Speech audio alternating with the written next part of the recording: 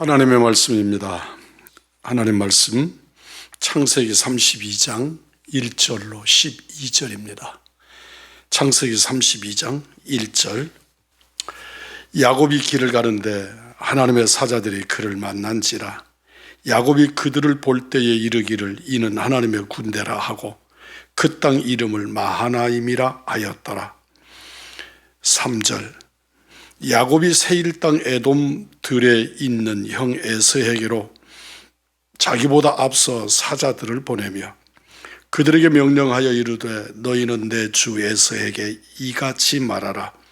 주의 종 야곱이 이같이 말하기를 내가 라반과 함께 거류하며 지금까지 머물러 있었사오며 내게 소와 나귀와 양떼와 노비가 있으므로 사람을 보내어 내 주께 알리고 내 주께 은혜 받기를 원하나이다 하라 하였더니 사자들이 야곱에게 돌아와 이르되 우리가 주인의 형 에서에게 이른즉 그가 400명을 거느리고 주인을 만나려고 오더이다. 야곱이 심히 두렵고 답답하여 자기와 함께한 동행자와 양과 소와 낙타를 두 떼로 나누고 이르되 에서가 와서 한 떼를 치면 남은 한 떼는 피하리라 하고 야곱이 또 이르되 내 조부 아브라함의 하나님 내 아버지 이삭의 하나님 여호와여 주께서 전에 내게 명하시기를 내 고향 내 족속에게로 돌아가라.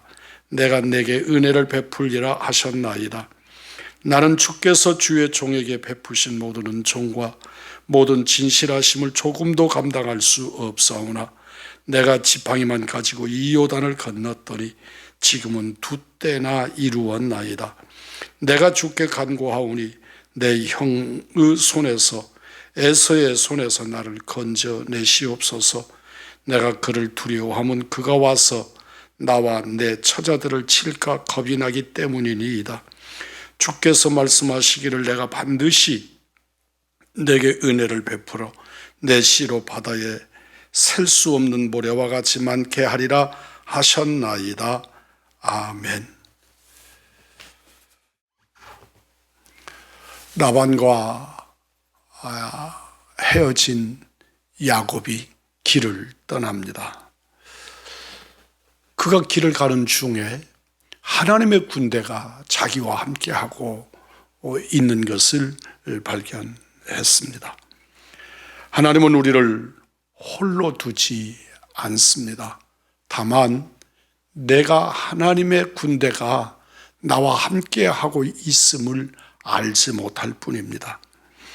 야곱은 라반과 헤어진 후에 길을 가다가 하나님의 사자들을 만난 것처럼 그 사자들이 군대처럼 수많은 천사가 자신과 함께하고 있음을 보았듯이 오늘 우리들도 그렇게 하나님의 사자가 우리와 함께하고 있음을 볼 줄 아는 영의 눈을 갖기를 주의 이름으로 축복합니다.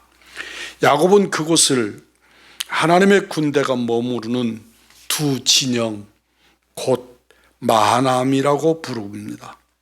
평범한 길도 하나님의 사자들을 만난 후에는 특별한 땅이 됩니다. 그저 두려워서 형 에서를 어떻게 만나고 화해하고 형의 용서를 이끌어낼까로 고심하는 야곱에게 그곳이 마하나임, 두 진영, 하나님의 군대가 머무르는 곳이라는 의미를 가지게 만듭니다. 우리가 늘 평범해도 하나님의 임재가 있는 하나님의 영을 모신 사람이기 때문에 그를 가리켜서 신자라 성도라 부르는 것과 같습니다. 하물며 하나님을 만나 그분과 동행하는 사람은 어떻겠습니까? 오늘 우리들에게 있어서 늘 하나님과 만나고 하나님과 동행하고 또 하나님의 뜻을 성취해 드리는 임마누엘의 성도들이 되기를 주님의 이름으로 축복합니다. 3절 이하의 말씀을 보면 참 야곱의 그 답답한 심정을 만나게 됩니다. 형 에서를 만나는 일은 야곱의 인생에 있어서 가장 큰 어려움이고 위기일 수 있습니다. 우리가 야곱 같을 수밖에 없습니다. 야곱이 밧단아람에서 외삼촌의 집에 살고 있었던 20년 동안 문득문득 야곱을 고통 속에, 두려움 속에 몰아넣는 것이 형 에서에 대한 일이었을 겁니다. 지금 이제 시기적으로, 시간적으로 형 예서를 만나지 않을 수 없는 때가 되어졌습니다. 야곱에게 가장 큰 어려움, 위기의 순간이 그에게 다가오는 겁니다. 하지만 고향으로 가는 것이 하나님의 명령이기 때문에 용기를 냅니다. 우리가 어려움 속에 있지만 그 어려움을 극복하는 저변에는 언제든지 하나님의 말씀이 있습니다. 야곱은 먼저 자신의 사자들을 에서에게 보내어서 사조의 뜻을 전하게 합니다. 하지만 이내 두려움에 빠집니다. 에서가 400명을 거느리고 오고 있다는 말을 들었기 때문입니다. 우리가 늘 기도하고 하나님의 말씀을 붙들고 믿음으로 살면서도 현실 앞에 서면 우리는 늘 야곱처럼 이렇게 두려움에 빠지고는 합니다. 그러나 우리는 하나님의 군대가 함께하고 있다는 사실을 기억하면서 믿음으로 나가는 믿음의 사람들이기를 원합니다.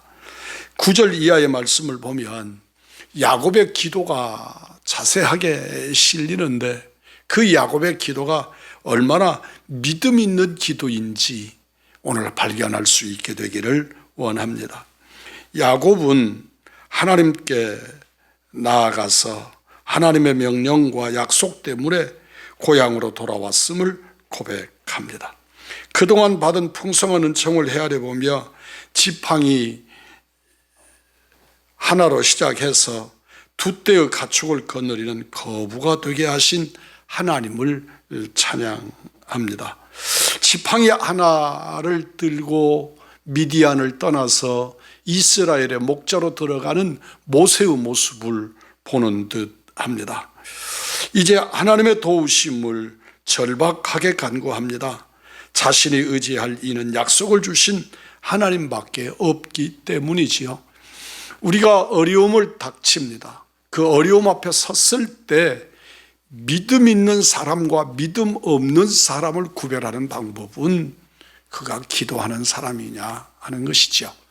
어려움이 닥쳤을 때 내 방법에 집착하는 사람, 그는 믿음의 사람일 수 없습니다. 어려움에 봉착했을 때 인간의 방법이나 수단을 내려놓고 하나님 앞에 무릎을 꿇는 사람, 그 사람이 믿음의 사람입니다.